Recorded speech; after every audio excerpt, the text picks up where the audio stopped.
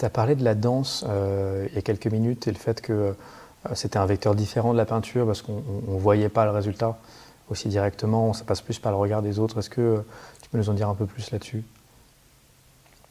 Et sur la façon dont tu l'utilises en atelier? Alors, la danse, je l'utilise soit dans l'expression individuelle, l'émergence individuelle, soit en groupe. Très peu encore à l'heure d'aujourd'hui, hein, dans le travail tu en as fait l'expérience, très peu en émergence individuelle pour l'instant, parce que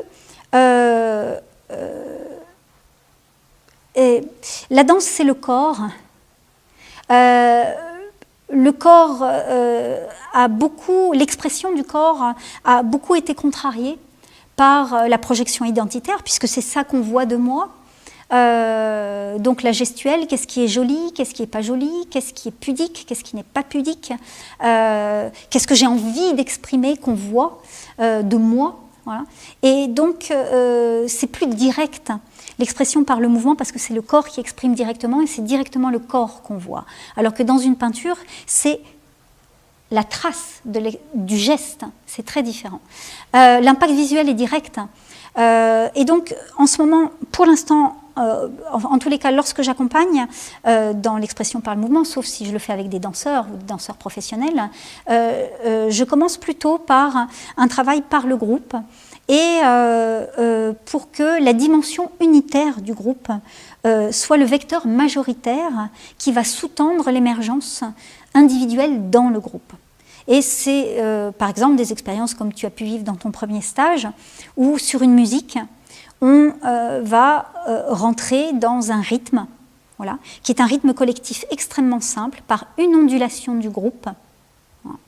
Et mon propos dans ce type de travail, c'est par le rythme, d'amener l'individu et le groupe à être ce que j'appelle dans le rythme plutôt que sur le rythme.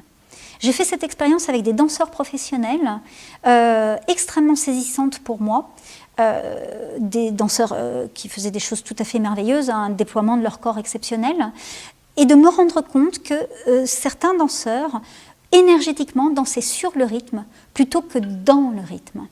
Et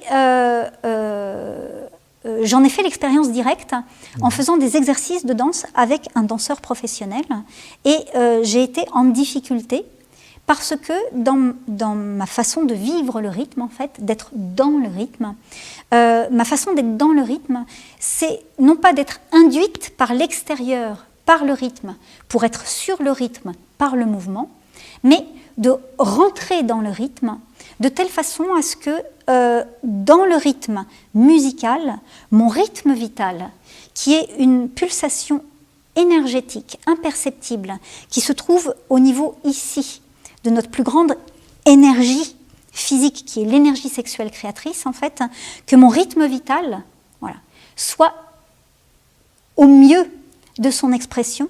Voilà. Donc c'est comme ça que je danse, en fait. Et c'est comme ça que, par le mouvement, j'amène d'abord le groupe à sentir ça de façon unitaire, de telle façon ensuite que le vecteur de travail, si j'amène quelqu'un dans une émergence spontanée, personnel, donc individuel, le vecteur de travail soit sous-tendu par ça, en fait. Donc je suis très attentive, dans la musique beaucoup, un peu moins dans la peinture parce que ça se perd moins, mais dans la pratique musicale, qu'elle soit vocale ou qu'elle soit instrumentale, ou dans la danse, je fais très attention au rythme vital. Comment est le rythme vital de l'individu et de la somme des individus qui constituent le rythme. Tant que ce rythme vital n'est pas suffisant, l'émergence ne va pas être suffisamment puissamment cohérente et elle va être rattrapée par tout un tas d'autres systèmes que j'appelle des systèmes de la sexualité inversée, qui sont induits par des attachements identitaires, tout un tas de choses. Et donc au niveau de la qualité, ça va être très dommageable. Ouais, on va y revenir à la sexualité inversée.